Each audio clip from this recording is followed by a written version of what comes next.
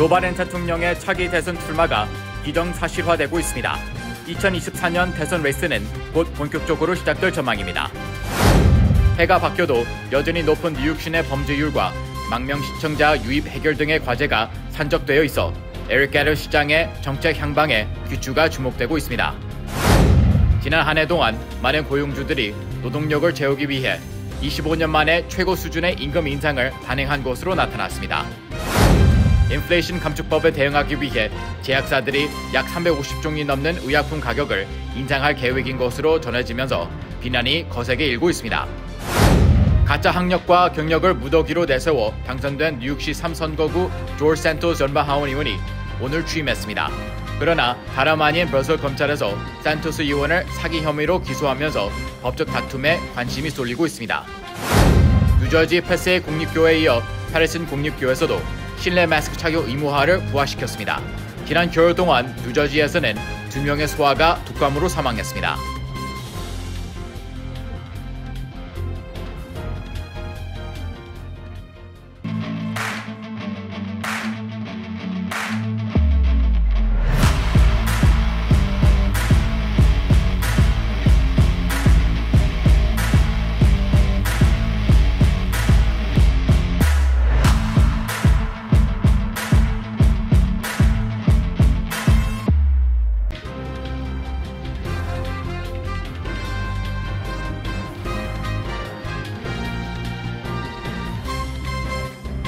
여러분 안녕하십니까? KBTV 뉴스9 이창원입니다. 지난 한 해도 고생 많으셨습니다. 새해 복 많이 받으시고 힘들고 속상했던 일 모두 잊으시고 좋은 일들이 가득한 한 해 되시기 바랍니다. 올 한 해도 시청자분들의 많은 성원과 관심 부탁드리겠습니다. 올해 KBTV 뉴스9 첫 번째 소식입니다. 아직까지 공식적인 출마 선언을 하지 않은 조 바이든 대통령의 출마가 기정사실화되고 있습니다. 사실상 민주당 내부에서는 바이든 대통령으로 후보가 추려졌습니다. 이제부터 2024년 대선 레이스가 본격적으로 시작될 것으로 보입니다. 전자희 기자가 보도합니다. 정치 전문 매체 더 힐은 새해 들어서면서 가장 주목할 만한 것은 바이든 대통령이 2024년에 론 디샌티스 플로리다 주지사를 이길 수 있는지의 여부라고 보도했습니다. 더 힐은 중간선거에서 좋은 결과를 가져왔다면 디샌티스 주지사는 훌륭한 결과를 가졌고 디샌티스 주지사가 공화당 예비선거에서 도널드 트럼프 전 대통령을 꺾는다면 바이든 대통령에게는 트럼프 전 대통령과는 다른 종류의 도전이 될 것이라고 분석했습니다. 디샌티스 주지사는 2024년 대선에 출마하지 않는다는 공식적인 입장을 내놨지만 공화당이 트럼프 전 대통령보다 더 강력한 후보를 찾기 때문에 디샌티스 주지사가 입 후보 압력을 받을 것이라고 더 힐은 전했습니다. 민주당의 전략가 크리스티나 안텔로는 바이든 행정부 아래에서 민주당원들의 입법 성과와 민주당의 중간선거 성과에도 불구하고 민주당 유권자들 사이에서 바이든 대통령의 나이는 여전히 우려사항이라고 말했습니다. 현재 80세 바이든 대통령은 미 역사상 최고령 대통령입니다. 또 트럼프 전 대통령은 76세인 것과 비교해 디샌티스 주지사는 44세로 상당히 젊은 정치인입니다. 최근 여론조사에서는 민주당에게 더욱 위협적인 지표가 되고 있습니다. 바이든 대통령은 트럼프 전 대통령과의 대결에서 우위를 점하고 있지만 디샌티스 주지사와의 1대1 여론조사에서는 비등한 지지율을 보이고 있습니다. USA 투데이와 서퍽 대학교가 지난달 7일에서 11일 진행한 여론조사에서는 디샌티스 주지사가 조금 앞섰습니다. 2024년 대선에서 디샌티스 주지사를 뽑겠다는 응답자가 46.6%로 42.7%의 바이든 대통령을 제쳤습니다. 반면 같은 여론조사 중 바이든 대통령과 트럼프 전 대통령이 2024년 대선에 출마한다면 누구를 지지하겠냐는 물음에는 바이든 대통령을 지지한다는 응답자가 43%로 트럼프 전 대통령보다 10%포인트 앞섰습니다. 다만 일각에서는 디샌티스 주지사가 트럼프 전 대통령에 대적할 후보로서의 강점이 있는지의 의문이라는 평가도 이어졌습니다. KBTV 뉴스 전상입니다. 2023년 새해가 밝았는데요. 여전히 뉴욕시는 높은 범죄율과 끊임없이 밀려들고 있는 남부 출신 이민자 유입 해결 등 해결 과제가 그 어느 때보다 산적해 있는 상태입니다. 언론들도 에릭 애덤스 시장이 해결해야 할 과제가 많은 2023년이 될 것이라고 전망했습니다. 김은지 기자가 보도합니다. 2023년은 에릭 애덤스 뉴욕시장에게 뉴욕시 범죄 해결과 민생 안전, 예산 등에 집중해야 할 중요한 한 해가 될 것 같습니다. 뉴욕타임스는 지난 2일 뉴욕시는 현재 범죄와의 전쟁을 선포하고 범죄 해결을 위해 고군분투하고 있다고 지적했습니다. 이어 애덤스 시장이 선출될 이유 중 하나는 전직 뉴욕시경 출신으로 범죄 척결에 앞장설 것이라는 기대감 때문이었다고 설명했습니다. 하지만 이런 기대와는 달리 작년 한 해 뉴욕시 주요 범죄율은 전년 동기 대비 23%가 증가하면서 시민들이 뉴욕시 정부에 크게 실망하고 있는 상태라고 전했습니다. 애덤스 시장은 불법 총기 수거 및 체포 건수가 늘었다고 자신의 성과를 높이 치부하고 있지만 이는 자화자찬에 불과하다고 지적하며 시민들은 실질적으로 안전하다고 느낄 수 있는 도시를 원하고 있다고 말했습니다. 이어 뉴욕시는 저렴한 주택 공급을 통해 노숙자를 줄일 것이며 저소득층에게 충분한 주거 공간을 제공할 것이라고 말했지만 내세웠던 목표의 절반 수준에 그친 16,000개의 저소득층 주택 개발만이 시행됐다고 밝혔습니다. 또 연일 남부에서부터 버스를 타고 밀려오는 32,000여 명의 망명 신청자들을 끌어안으며 뾰족한 대책 없이 뉴욕시로 유입시켜 시민들의 치안을 더욱 불안하게 했으며 예산 부족에 시달리게 만들었다고 지적했습니다. 이어 2023년에는 더 거센 남부 출신 이민자들이 밀려올 것으로 전망된다며 이들을 수용하고 지원할 뚜렷한 대책이 없는 상황이라고 말했습니다. 뉴욕타임스는 애덤스 시장이 1년간의 임기를 마친 상황이지만 뉴욕시는 여전히 어지럽고 복잡한 문제들이 서로 얽혀있는 상황이며 앞으로 이 문제들은 더욱 뚜렷이 수면 위로 드러날 것이라고 우려했습니다. 망명 신청자 자녀들이 뉴욕시 공립학교로 대거 유입되면서 예산은 부족한 상황임에도 불구하고 공립학교 및 공공도서관 지원 예산 삭감이 이어지고 있는 실정이라고 지적했습니다. 산적한 문제가 많은 상황에서 애덤스 정부가 이 난관을 어떻게 헤쳐나갈지에 주민들의 시선이 쏠리고 있습니다. KBTV 뉴스 김은지입니다. 노동자들의 임금 상승률이 억제돼야 인플레이션을 잡을 수 있다는 연방준비제도의 희망과는 달리 고용주들은 부족한 노동력을 채우기 위해 25년 만에 최고 수준의 임금 인상을 단행한 것으로 나타났습니다. 보도의 전상 기자입니다. 애틀란타 연방준비은행의 조사 결과 112개월 동안 직장을 옮기지 않고 한 직장에서 일한 미국 노동자들의 임금은 지난해 11월 기준으로 5.5% 상승했다고 월스트리트 저널이 보도했습니다. 이는 지난해 1월 기준 연간 상승률 3.7%에서 크게 증가한 것으로 25년 만에 최대치입니다. 이직에 나선 근로자들도 1년 전보다 7.7% 임금이 상승한 것으로 나타났습니다. 월스트리트 저널은 직원들이 더 많은 급여를 받기 위해 이직할 수도 있다는 예상에 기존 직원의 임금을 올려주는 것으로 보인다고 분석했습니다. 코로나19 사태 이후 고용시장에서 수요가 공급을 초과하는 상황이 계속되면서 노동자들의 협상력이 강화됐다는 것입니다. 이 같은 상황은 연준의 기대와는 상반된 것입니다. 제롬 파월 연준 의장은 연준 목표치인 2% 물가 상승률 목표를 달성해야 한다는 관점에서 현재 임금 상승률은 너무 높다고 지적했습니다. 높은 임금이 물가를 자극하고 고물가가 다시 임금을 올리는 악순환을 차단해야 한다는 것입니다. 다만 연준의 공격적인 금리 인상으로 과열된 고용시장이 진정되고 있음을 나타내는 지표도 볼 수 있습니다.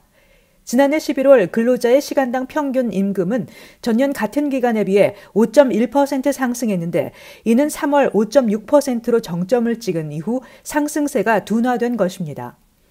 고용시장이 과열된 모습을 보이는 것도 문제로 지적되고 있습니다. 지난 10월 기준 전체 구직 건수는 1,030만 건으로 같은 달 실업자 수 610만 명을 능가했습니다. 최근 구직업체 로버트 하퍼의 조사에 따르면 전문직 종사자의 절반 이상이 저임금을 느끼고 있으며 10명 중 4명은 잠재적으로 임금 인상을 위해 직장을 떠나는 방안을 고려 중인 것으로 나타났습니다. KBTV 뉴스 전상입니다. 연방의회를 통과해 시행되고 있는 인플레이션 감축법에 대응해 제약사들이 350종이 넘는 의약품 가격을 곧 인상할 계획인 것으로 알려지면서 비난이 일고 있습니다. 계속해서 전사의 기자의 보도입니다. 뚜리 엑시스 어드바이저에 따르면 파이저, 글락소스미스클라인, 브리스톨 마이어스 스퀴브, 아스트라제네카, 사노피 등 제약회사들은 350종 이상의 의약품 가격을 이달 초 인상할 계획입니다. IRA에 의해 2026년부터 연방보건복지부 산하 건강보험 서비스센터가 일부 의약품에 대한 약값 협상권을 갖게 됨에 따라 제약사들이 그전에 의약품 가격을 올려 대응하는 것으로 보인다고 로이터 통신이 전했습니다. 이에 대해 연방의회와 시민, 노인단체들은 이 같은 가격 인상이 시민들의 약 접근성을 대폭 악화시킬 것이라며 비판의 목소리를 내고 있습니다. 작년 연방의회를 통과해 시행된 IRA는 노인 의료보험 제도인 메디케어 프로그램이 제약사와 처방약 가격을 협상할 수 있도록 하는 내용을 담고 있습니다. 제약사들은 2010년대에 지나친 의약품 가격 인상으로 비난을 받자 그동안 인상률을 10% 이하로 유지해왔습니다. 자료에 따르면 지난해 미국 내 의약품 가격 인상률의 중간값은 4.9%였고 평균은 6.4%였는데 이는 모두 미국 물가 상승률보다 낮았습니다. 그러나 이번에 파이저는 오리지널 의약품 89개 종 가격의 인상을 결정했으며 자회사인 호스피라 의약품 10종의 가격을 올렸습니다. 파이저는 루마티즘성 관절염 등 만성 염증성 질환을 치료하는 젤잔스 가격을 6%, 항암제인 이블렌스와 젤코리 가격을 7.9% 각각 인상합니다. GSK는 대상포진 백신 싱글릭스의 가격을 7% 가까이 올리는 등 26개 의약품 가격을 인상할 계획입니다. BMS는 이미 가격이 각각 40만 달러 이상인 CAR-T, 키메라 항원 수용체 T세포 치료제, 아베크마와 브라이안즈 가격을 9%씩 인상했습니다. 아스트라제네카는 혈액암 치료제인 칼퀸스, 비소세포 폐암 치료제 다크리소, 천식 치료제 파셀라의 가격을 3%대 인상할 예정입니다. 사노피는 의약품과 백신 총 14종의 가격을 올릴 계획입니다. KBTV 뉴스 전상입니다.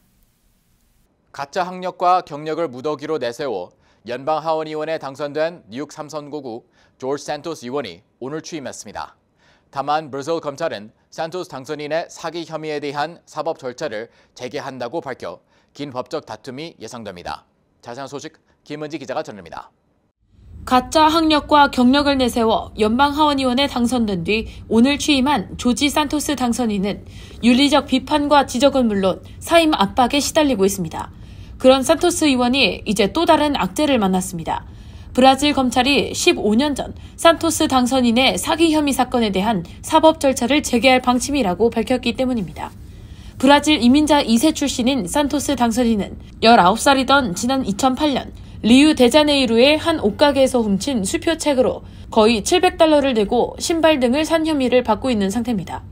산토스 당선인은 소셜미디어를 통해 사기 범죄를 인정하고 배상하겠다는 뜻을 밝힌 상태입니다. 브라질 법원은 2011년 검찰의 기소를 승인하고 산토스의 공소 사실을 인정할지 아니면 항변할지 답변할 것을 명령했지만 그는 가족과 미국으로 출국해버렸던 것으로 드러났습니다. 산토스의 소재를 파악하지 못해 10년 넘게 중단됐던 이 사건과 관련해 리우 데자네이루 검찰청은 산토스에게 기소 내용을 통보해달라고 미국 법무부에 공식 요청할 예정입니다. 만약 산토스 당선인이 브라질 사건에 대해 항변하지 않으면 궐석 재판을 받게 되며 유죄가 인정될 시에는 최대 5년의 징역형과 벌금을 선고받을 수 있습니다. 산토스 당선인의 허위 정보 및 거짓말은 한두 개가 아닙니다. 뉴욕대와 버루 컬리지를 다녔다고 기재한 학력 역시 거짓으로 자신은 고등교육기관을 졸업하지 않았다며 이력서를 꾸며냈다고 인정했습니다. 또 산토스는 그간 유명 금융기업인 시티그룹과 골드만삭스에서 일했다고 주장해왔지만 실제로는 두 회사와 관련된 업무를 했던 링크브리지라는 회사에서 일했다고 말을 바꿨습니다. 뿐만 아니라 그는 자신이 유대인이라고 강조하면서 각종 행사에 참석해왔으나 다른 언론 인터뷰에서는 가톨릭 신자라고 말을 바꿨다가 외할머니가 유대인이었으며 가톨릭으로 개종했다라고 주장했습니다. 또 그는 자신이 공개적 동성애자라고 주장하면서 공화당 내 성소수자로서 정체성을 부각해왔습니다. 하지만 실제로는 2012년부터 2019년 이혼할 때까지 여성과 결혼 생활을 했던 사실이 드러나면서 이 부분도 강한 의심을 받고 있습니다. 산토스는 이에 대해 사람들은 누구나 변한다고 항변했습니다. 또 2016년 암으로 숨진 자신의 어머니가 열심히 노력해 대형 금융기관 첫 여성 임원까지 지냈다고 주장했지만 실제 그의 어머니 직업은 가사 노동자였던 것으로 확인됐습니다. 산토스의 지역구인 뉴욕주 3선거구에서 직전까지 하원 의원을 지낸 톰 스와시는 사기꾼이 내 후임자가 된다는 사실이 부끄럽다고 개탄하며 그의 퇴출을 촉구했습니다. KBTV 뉴스 김은지입니다. 올 겨울 들어 뉴저지에서만 2명의 소아가 독감으로 사망했습니다. 이런 가운데 뉴저지 패터슨 지역 내 공립학교에서 마스크 착용 의무화를 재시행한다고 밝혔습니다. 보도에 김은지 기자입니다. 겨울철 독감과 코로나19, 호흡기 바이러스 감염증이 동시에 유행하면서 마스크를 착용하는 주민들이 늘고 있는 가운데 뉴저지 패터슨 지역 내 공립학교가 다시 마스크 착용 의무화를 부활시켰습니다. 패터슨 공립학교 학생들은 겨울방학을 마치고 개학한 1월 3일, 즉 오늘부터 교실 내 마스크 착용이 의무화됐습니다. 이 같은 마스크 착용 의무화 조치는 뉴저지 주정부가 올겨울 어린이 사망자 수를 2번째로 발표한 직후 내려졌습니다. 패터스 공립학교 측은 추후 공지가 있을 때까지 실내 마스크 착용 의무화는 지속될 것이라고 강조하며 학교 건물 내에서 모든 교사와 교직원, 학생 및 방문객들은 마스크를 착용해야 한다고 밝혔습니다. 에이린 샤퍼 패터슨 교육감은 이미 방학 시작 전부터 각 가정의 겨울방학 개학과 동시에 마스크 착용이 의무화된다는 사실을 공지했으며 이는 최근 코로나와 독감, 호흡기 바이러스 질환이 크게 유행하면서 어린이 사망자가 급격하게 늘고 있기 때문이라고 설명했습니다.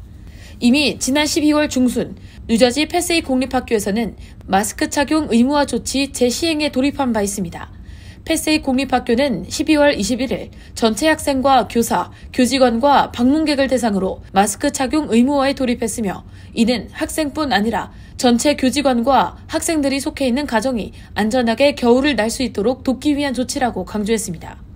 올겨울 뉴저지에서는 독감으로 인해 2세 미만의 남아 2명이 사망했습니다.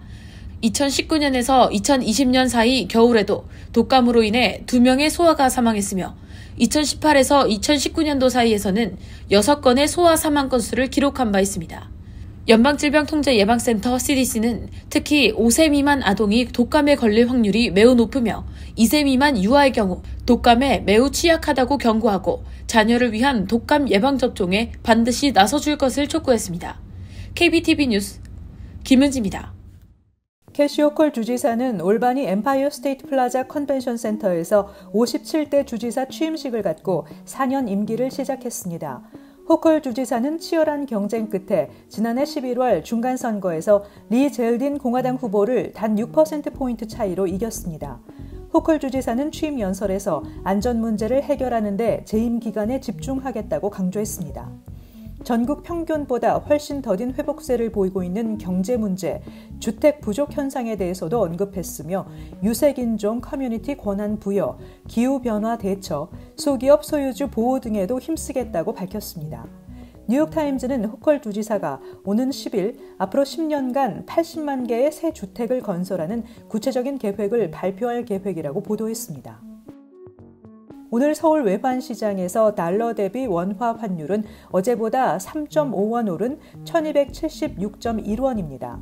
국내 수급 측면에서 수출업체 달러화 매도세가 주춤해지고 수입업체들이 달러화 매수를 늘리면서 환율 반등을 견인하는 분위기입니다. 시장 참가자들은 이번 주 미국의 12월 고용지표 발표와 연방공개시장위원회 의사록 공개 이후 환율이 새해 방향성을 살필 것으로 보고 있습니다. 같은 시간 원엔 재정 환율은 100엔당 976.54원을 기록했습니다. 연방질병통제예방센터는 오미크론의 최신 하위 변이 중 하나인 XBB.1.5가 미국 내 전체 신규 감염 사례의 41%가량을 차지하는 것으로 나타났다고 밝혔습니다. 북동부 지역에서는 전체 확진자의 약 75%가 이 변이의 감염자인 것으로 보고됐습니다. 존스홉킨스 대학의 앤드루 페코스 박사는 이 하위 변이의 경우 다른 변이에 비해 스파이크 단백질에 돌연 변이가 많아 면역 회피력이 특히 더 높다고 분석했습니다. 바이러스는 스파이크 단백질을 이용해 세포의 침투에 감염을 일으킵니다. 백신은 스파이크 단백질의 특색에 맞춰 개발됐기 때문에 스파이크 단백질이 많이 변할수록 기존 백신으로 예방이 어렵게 됩니다. 현재 미국에서는 BQ.1.1, BA.5 등 다른 변이도 확산 중입니다. CNN은 일부 변이는 나타났다 사라지기도 하지만 어떤 변이는 출현 후 계속 확산하면서 이전의 변이를 대체할 수 있다고 말했습니다. 세계적인 초콜릿 생산 기업 허쉬가 납과 카드뮴 등 중금속이 포함된 다크 초콜릿을 판매해 소비자로부터 소송을 당했습니다. 원고는 최근 미국의 소비자 잡지 컨슈머 리포트가 28개 다크 초콜릿 제품에 대해 진행한 실험 결과를 소송 근거로 내세웠습니다. 실험 대상이 된 초콜릿 28종이 모두 중금속을 함유하고 있었습니다. 23종에는 하루 1온스의 초콜릿을 먹을 경우 잠재적으로 해로운 수준의 납, 카드뮴이 포함되어 있는 것으로 나타났습니다. 특히 허쉬의 스페셜 다크 바와 릴리의 70% 바는 납 함량이 높았고 릴리의 85% 바는 납과 카드뮴 함량이 모두 높은 것으로 드러났습니다. 잠시 후 커뮤니티 브리핑을 전해드립니다.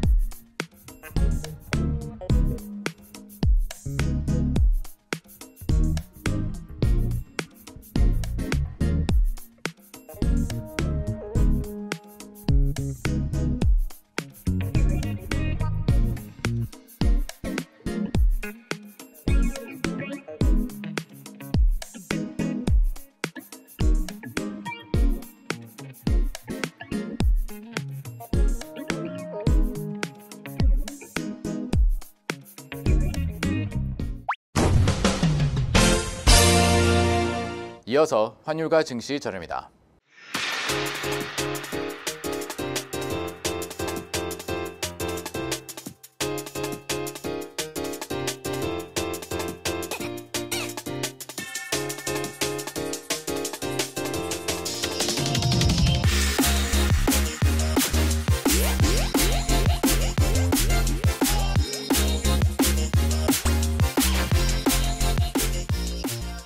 잠시 후 뉴욕과 뉴저지 날씨 전해드립니다.